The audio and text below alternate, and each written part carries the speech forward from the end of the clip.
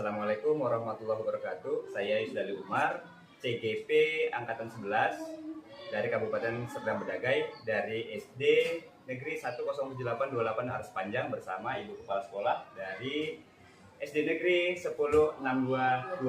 Dengan Ibu siapa, Bu? Ibu Umi Hasanah Purba. Ibu Umi Hasanah Purba. Di sini, Bu, saya ingin melakukan wawancara mengenai modul kami, Bu, modul 31, yaitu pengambilan keputusan berdasarkan nilai-nilai kebajikan. Ada beberapa pertanyaan yang saya akan pertanyakan kepada Ibu. Bagaimana, Bu? Sudah siap? Siapa ini? Ini, Bu, pertanyaan yang pertama. Bagaimana cara Ibu sebagai kepala sekolah mengidentifikasi kasus-kasus yang Ibu temui? Apakah itu dilema etika atau bujukan moral? Oke.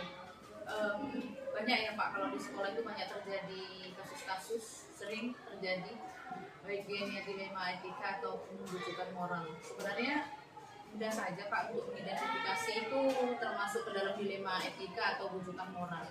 Nah, karena dilema etika itu adalah suatu permasalahan atau situasi di mana dari situasi tersebut keduanya berkaitan dengan moral dan keduanya adalah sama-sama benar. Hanya saja kita sulit untuk mengambil keputusan karena sama-sama penting gitu istilahnya. Sementara kalau dia yang bujukan moral ini lebih mudah untuk diketahui karena perbandingannya adalah benar dan salah. Untuk pertanyaan selanjutnya, Bu, bagaimana cara Ibu menjalankan keputusan yang berbasis sama-sama mengandung nilai kebajikan? Bagaimana cara Ibu sebagai kepala sekolah menjalankan keputusan tersebut? Jika kita menghadapi sebuah kasus yang termasuk ke dalam dilema etika, itu sebaiknya kita harus menimbang terlebih dahulu dari keduanya mana yang lebih penting, mana yang harus diduluankan gitu kan. Baru kita jalankan, kita ambillah sebuah keputusan. Jadi istilahnya kalau dari dalam kasus dilema etika ini kita sudah mengambil keputusan, jalankan yang terlebih dahulu yang penting tadi. Yang penting dulu lah gitu. Mana yang jadi prioritas? Iya, mana yang jadi prioritas. Untuk pengambilan keputusan sekolah selama ini, prosedur seperti apa yang sering Ibu lakukan? Biasanya Pak, kalau terjadi kasus ya dilema etika atau bukan moral, biasanya saya komunikasi dulu nih, terlebih dahulu komunikasi pada individu yang bersangkutan. Setelah kita berkomunikasi dan mendapatkan cerita dari yang bersangkutan, kemudian kita cari data lagi, cari informasi dari luar ya yang berkaitan dengan permasalahannya tadi.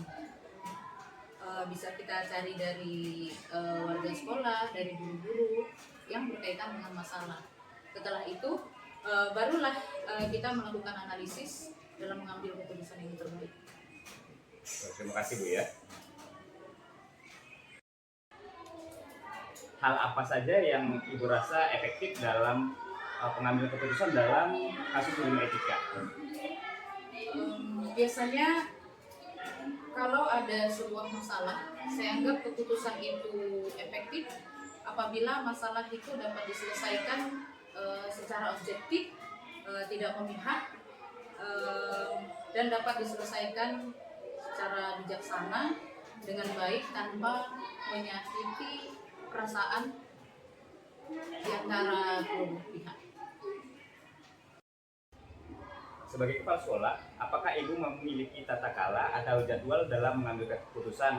Apakah keputusan itu langsung diselesaikan di tempat atau ada jadwalnya khusus, Bu? Bagaimana cara Ibu menyelesaikan masalah-masalah? Adakah jadwalnya atau tata kelola masalah? Oke, tergantung masalahnya Pak. Jika masalah itu bisa diselesaikan secara langsung di tempat, ya kita selesaikan secara langsung di tempat. Tapi jika masalah itu membutuhkan proses lebih lanjut, maka kita atur jadwalnya. Misalnya dipertemukan antara pihak yang satu dengan pihak yang kedua. Sebelum dipertemukan mereka, kita buat dulu jadwalnya atau kita selidiki dulu kasusnya, kita selidiki dulu masalahnya. Baru setelah kita tahu apa permasalahannya, apa faktanya, baru kita pertemukan keduanya. Berarti membutuhkan jadwal dan proses. Pertanyaan selanjutnya Ibu, adakah seseorang atau faktor yang membantu Ibu dalam mempermudah atau membantu dalam mengambil keputusan yang terkait kasus dilema etika? Biasanya dalam menyelesaikan kasus dilema etika, saya nggak mutlak mengambil keputusan sendiri. Saya juga terkadang meminta pertimbangan dari guru-guru, ya, dari guru-guru yang ada di sekolah saya atau dari warga sekolah.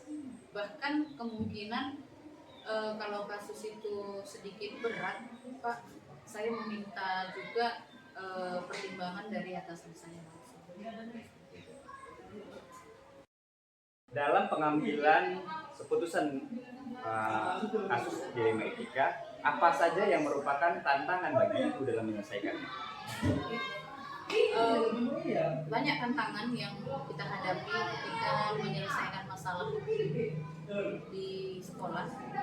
Di antaranya itu Pak, yang pertama kita masih komunikasi kita kepada si individu tadi, apakah kita rasa takut gitu, nanti takut menyakiti perasaannya kan, nanti jadi nggak enak hati gitu kan, atau yang berikutnya itu biasanya apakah keputusan yang kita ambil ini sudah tepat, dan kita juga kadang tidak mampu memberikan kepuasan kepada kedua belah pihak dari hasil keputusan yang kita berikan tadi.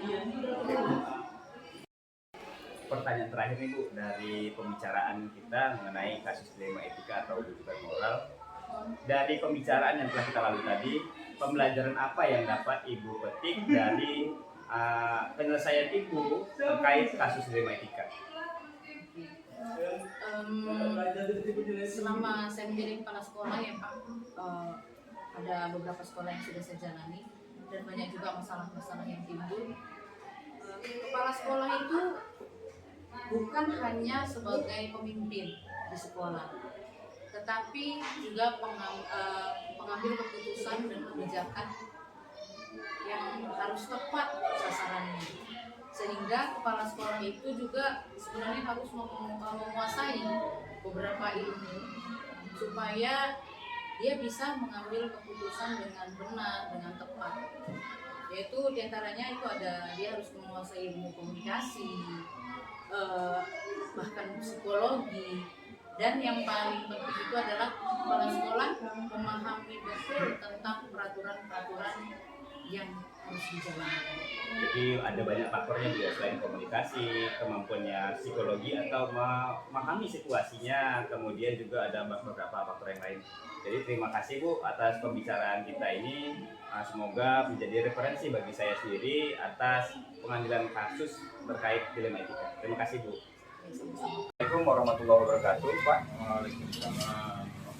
Sebelum melakukan kegiatan, perkenalkan saya Yusdal Umar, CGP Angkatan 11 dari SD Negeri 107828 Panjang bersama Bapak Hamdani dari SD 102061 Bangun Bandar. Ini kan kita mau melakukan tanya jawab Pak mengenai modul kami di CGP, modul 3.1 pengambilan keputusan yang bertanggung jawab. Jadi ini ada beberapa pertanyaan yang saya ajukan ke Bapak. Ini pertanyaan ringan saja Pak, nanti saya minta Bapak untuk menjawab beberapa pertanyaan tersebut. Bagaimana Pak? Boleh, silakan. Selama Bapak menjabat sebagai kepala sekolah, bagaimana cara Bapak mengelola kasus itu yang berupa dilema etika atau rujukan moral? Baik. Saya di sini baru berkisar 2 tahun. Selama ini menjabat sebagai guru, jadi tentu saja belum banyak pengalamannya. Sebelumnya bisa dijelaskan dulu apa itu kira-kira yang dilema etika, kira-kira apa rujukan moral itu, apa batasannya gitu. Ini sendiri paham itu moral dan memberikan moral gitu. Iya Pak. Jadi dilema etika ini adalah situasi di mana kita mengambil keputusan yang dua-dua itu yang kita ambil tidak ada salahnya. Jadi kalau dilema etika itu adalah dua-dua benar. Jadi tidak ada keputusan salah di situ, baik yang satu atau keputusan dua. Tapi ketika bujukan moral itu ada situasi di mana kita kalau mengambil keputusan itu antara pilihan benar atau salah di mata hukum, seperti itu Pak. Oh, iya. Baik, ini menyangkut masalah di sekolah lah ya. Iya, masalah sekolah. Hal atau benar saya kurang tahu. Jadi sepengertian saya di dilema etika itu sesuai dengan aturan, tapi lebih mendekati kebenaran dia kalau kita ambil kebijakan sendiri gitu ya. Iya Pak. Ada sebuah kasus, datang orang tua ke sekolah kita memohon pindah dari sekolah lain. Jadi tentu saja kita kan harus minta persyaratan ini, minimal dia harus membawa keterangan pindah sekolah. Jadi rupa-rupanya orang tuanya bermohon sama kita, selama surat pindah itu masih diproses, dia minta agar siswanya atau anaknya ini kita terima sebagai siswa langsung, biar jangan ketinggalan pelajarannya. Jadi saya mempertimbangkannya dari segi aturan mungkin ini salah kan, harusnya kan dia penuhi dulu syaratnya baru anaknya boleh masuk sekolah kita. Namun kalau untuk kepentingan itu saya pertimbangkan bahwasanya keinginan orang tua ini masih bisa saya turuti. Apalah salahnya kalau anaknya itu belajar di sekolah kita sehingga anaknya nggak ketinggalan pelajaran. Jadi kalau menurut saya kasus seperti itu yang menyangkut dilema moral tadi, Dilema etika. Iya. Kalau sedangkan rujukan moral ini yang sesuai dengan peraturan, saya lebih cenderung membuat peraturan itu atas dasar kesepakatan bersama. Karena bagaimanapun kesepakatan yang diambil oleh banyak orang itu jauh lebih baik daripada diambil dari itu sendiri, termasuk urusan sekolah. Makanya lebih bagus saya buat aturan atas dasar kesepakatan. Makanya sekuat apapun peraturan itu, menurut saya peraturan yang dibuat bersama. Walaupun dia tentu saja di situ kan ada semacam tanggung jawab moral, karena keputusan itu dilahirkan dari hasil musyawarah atau kesepakatan. Jadi sanksinya ada, tapi diketahui terlebih dahulu. Karena kalau di kelas itu sama dengan kesepakatan kelas, Iya. di mana anak-anak itu merasa dilibatkan dalam menentukan kesepakatan kelas. Apa salahnya kalau itu pun kita terapkan di sekolah? Oke Pak, terima kasih atas jawabannya. Untuk pertanyaan selanjutnya, bagaimana cara Bapak menjalankan kasus-kasus yang sama-sama mengandung nilai kebajikan yang sama, seperti yang dilema etika tadi? Ini ada pilihan A atau B. Itu bagaimana cara Bapak menjalankan atau mengambil keputusan berdasarkan masalah dilema etika tadi? Kalau boleh dibandingkan dilema etika sama bujukan moral, saya lebih cenderung mengikuti dilema etika itu. Karena bagaimanapun keputusan yang diambil itu adalah keputusan untuk menampung aspirasi yang ada gitu. Karena seperti yang saya contohkan tadi gitu kan. Tadi kalau kita dengar permintaan orang tuanya dan itu masuk di akal, itu bisa kenapa tidak gitu. Jadi logika itu lebih diutamakan. Kemudian Pak, lanjut ke pertanyaan selanjutnya. Langkah atau prosedur seperti apa yang Bapak lakukan selama ini dalam menyelesaikan masalah? Kalau masalah itu masih bisa diproses sendiri, saya proses sendiri. Tentu saja dengan menggunakan logika dan aturan-aturan main kan. Tetapi kalau itu harus menuntut pemikiran orang banyak, yang saya bilang tadi, jauh lebih baik gitu kan. Saya selalu memusyawarahkan masalah itu di kalangan guru-guru terutama. Saya rapatkan, kemudian adalah sebuah kesepakatan. Artinya saya lebih cenderung menjadikan musyawarah itu sebagai alat bagi saya dalam memimpin. Oke Pak, terima kasih. Jadi jawaban yang saya tangkap di situ, jadi kita dalam masalah-masalah tertentu itu perlu juga melibatkan orang lain warga sekolah terutama Iya, Pak, tentu saja. kalau keputusan. Selanjutnya Pak ya, hal-hal apa yang selama ini Bapak anggap efektif dalam mengambil keputusan pada kasus dilema etika? Yaitu tadi mengkoordinasikan dan mengkomunikasikan apa yang terbaik, baik itu masalah internal sekolah maupun masalah eksternalnya gitu. Eksternal tentu saja dengan orang tua, asal kita komunikasikan saya rasa nggak ada masalah. Jadi harus ada koordinasi dan Ya. komunikasi Pak ya. Jadi Ya. biar jangan sampai salah persepsi dalam mengatasi masalah. Ya, betul. Kalau dalam mengatasi masalah dilema etika ini Pak, tantangannya itu apa yang jadi tantangan tersendiri Pak? Tentu saja karena dia lebih cenderung dengan logika kita, kepentingan kita, tentu agak menyimpang dari rambu-rambu. Tentu saja ini kan harus kita pertanggungjawabkan jika ada masalah gitu. Dan kita siap mempertanggungjawabkannya karena kita sudah memikirkannya jauh-jauh hari gitu, atau lebih matang kita pikirkan. Itu tantangannya gitu. Karena tentu saja terkadang dia dilema etika ini agak bertentangan dengan aturan gitu kan. Tetapi jauh lebih baik kalau kita pertimbangkan dengan logika kita gitu. Iya Pak.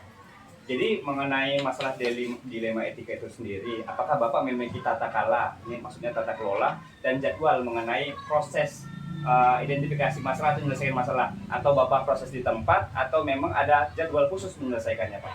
Oh tidak, sesuai dengan proses pembimbingan dan konseling ya. Seharusnya kan kebetulan saya dulu dari SMP, biasanya kalau masalah itu ditangani oleh gurunya dulu, selesai ada masalah. Tetapi kalau misalnya gurunya menemukan masalah dalam mencari penyelesaian, itu ada istilahnya ada kasus gitu. Ada kasus karena kita nggak punya guru BK ya, itu langsung saja lah kepala sekolah yang menangani. Makanya kita berusaha dalam sebuah rapat gitu, menampung aspirasi guru-guru, mana siswa-siswa, atau menginventaris lah permasalahan yang dihadapi oleh para guru gitu. Kita siap sebagai kepala sekolah membantu menghandle tugas BK itu yang sebenarnya harus ada di sekolah. Namun kalau tidak ada ya sudah langsung aja ke kepala sekolah. Oke Pak. Jadi ada dari proses dulu Pak, dari yang kecil sampai ke Tingkatannya seperti itu. besar. Tapi kalau masih bisa ditangani oleh gurunya, kita berharap gurunya pun melakukan pembimbingan gitu. Bukan hanya mengajar saja tugasnya, tapi ada di situ pembimbingan. Karena menurut Permendikbud nomor 15 ya tahun 2018, tupoksi seorang guru itu bukan hanya mengajar saja gitu, ada mendidik, melatih, bahkan membimbing. Terima kasih Pak. Ini pertanyaan selanjutnya, adakah seseorang atau faktor-faktor yang Bapak jadi rujukan agar bisa mempermudah dalam menyelesaikan kasus dilema etika? Saya yakin guru itu punya kemampuan berpikir. Saya yakin guru itu punya kemampuan berpikir dan kreatif, menggunakan pikirannya, dan ide-ide dan gagasan itu pasti ada. Nah, makanya saya bilang perlu rapat musyawarah untuk menampung ide dan gagasan itu. Saya mengandalkan musyawarah itu dalam menyelesaikan masalah, karena saya yakin guru-guru itu juga bisa berpikir membantu saya memikirkan sekolah ini. Saya sangat menghargai guru yang mampu berpikir, melahirkan ide dan gagasan untuk kebaikan sekolah kita. Jadi istilahnya Pak, kolaborasi itu menghasilkan keputusan terbaik ya Pak. Betul. Iya Pak. Ini Pak, ini pertanyaan sudah selesai. Dari pertanyaan dan jawaban yang Bapak berikan tadi, pembelajaran apa yang Bapak sebagai kepala sekolah bisa petik dari kasus dilema etika ini sendiri Pak? Kalau sebenarnya kalau guru, kepala sekolah, pokoknya stakeholder yang ada di sekolah kita ini, kalau mengerti dengan tupoksinya, itu bisa menjalankan tugasnya dengan sebaik-baiknya, saya rasa nggak ada masalah. Jadi makanya saya minta guru-guru teruslah tambah wawasan, mengikuti pelatihan-pelatihan, baik dia yang daring, luring. Saya minta minimal untuk menambah wawasan ada semacam perbendaharaan wawasan untuk mengambil sebuah keputusan dan mampu melahirkan ide. Tidak hanya mengajar saja. Jadi kalau gurunya, kepala sekolahnya masih mau menambah wawasan, nah itu ada harapan sekolah ini semakin baik. Terima kasih Pak, jawabannya itu membuat saya itu sebagai guru terutama dan rekan-rekan yang lain itu kita perlu mengembangkan diri, tetap belajar. Jadi terima kasih Pak atas jawaban dari beberapa pertanyaan saya. Semoga dalam Bapak menjawab tadi bisa menjadi masukan bagi saya dalam menyelesaikan masalah-masalah yang berkaitan dengan pengambilan keputusan berbasis nilai-nilai kebajikan. Jadi sekian saja Pak percakapan kita. Saya ucapkan terima kasih banyak Pak. Tapi ada satu lagi, Ya. untuk pembelajaran buat kita bersama, ya.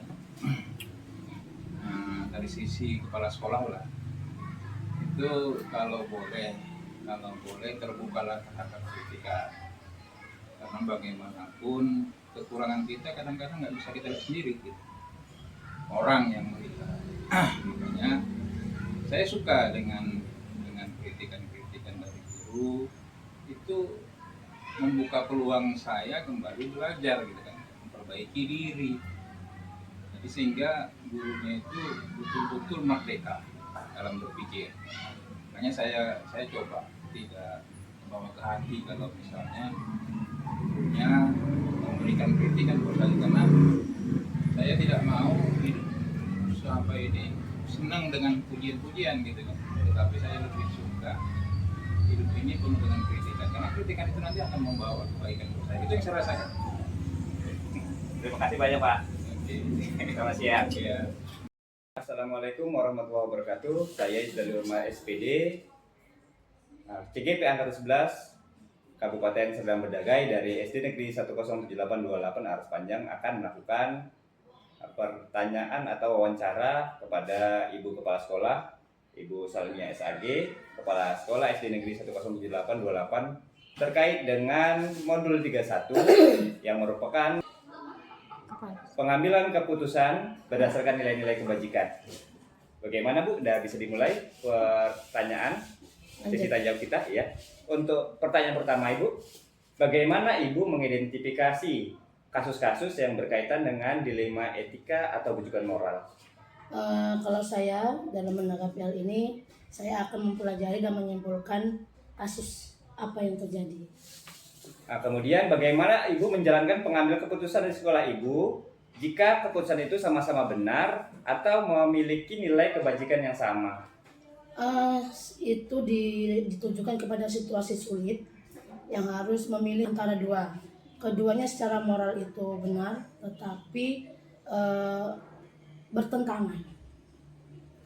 Langkah atau prosedur seperti apa yang biasa Ibu lakukan dalam penyelesaian masalah? Langkah-langkahnya yang pertama saya mencoba mengidentifikasi pertanyaan tentang etika. Kemudian yang kedua akan membuat daftar fakta yang relevan dari dilema etika. Kemudian mengidentifikasi pihak terkait dalam dilema. Kemudian apa saja pilihan yang dalam kasus ini dapat kita ambil dan apa yang harus kita lakukan. Terima kasih Bu.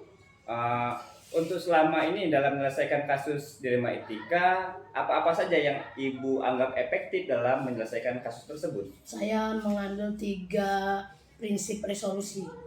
Yang pertama, itu berpikir berbasis kasus akhir, hasil dari kasus akhir.